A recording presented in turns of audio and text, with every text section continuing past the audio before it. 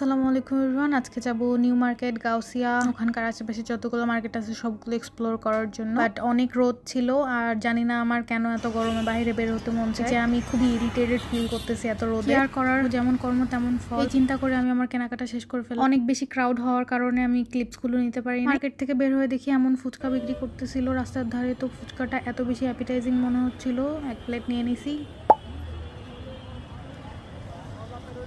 তারপরে আমি গেছি আরেক দিকে, গাউসিয়া পার হয়ে। এখানকার খাবারগুলো গরম গরম ভেজে দিচ্ছিল, এখানে দাঁড়ায় আমি কিছু খাবার খাইছি, যদিও এত কিছু খাই নাই।